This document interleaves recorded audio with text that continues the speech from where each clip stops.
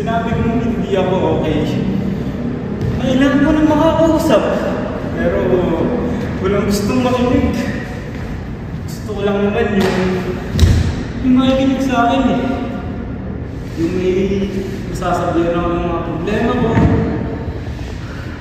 Hindi malalabas ang mga sama ng loob ko. Kasi ang lungkot-lungkot eh. Ay lungkot mo. Dumating na ako sa punto na parang gusto ko na lang talaga tapusin yung buhay ko.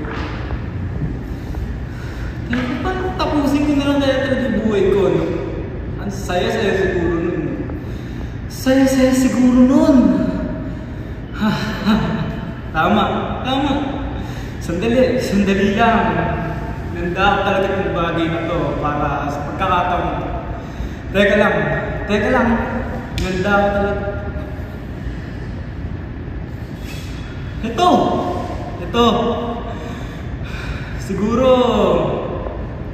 Siguro sa pamamagitan nito, matatapos na lahat ng sakit na nararamdaman ko.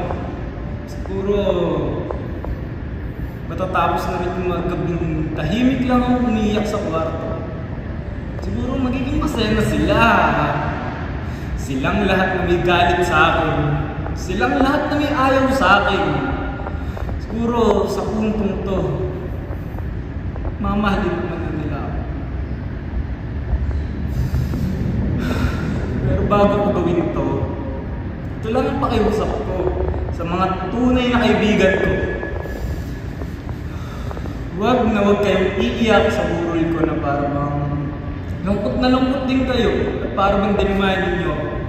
Sa mga panahon kailangan ko kayo kasi huwag kayong magpo-post sa social media na kung ano-ano ka-plastikan na parang may pakialam kayo kasi ang totoo wala naman talaga kayong pakialam eh. Diba?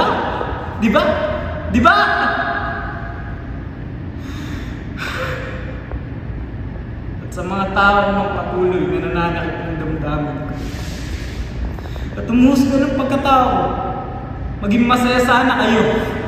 Maging masaya na sana kayo. Masyado nang magulo ang isip ko. Balot na ng kalungkutan ng buhay ko. Wala nang ibang maisip na magpapayapa sa buhay ko. Kaya nandito. Ito.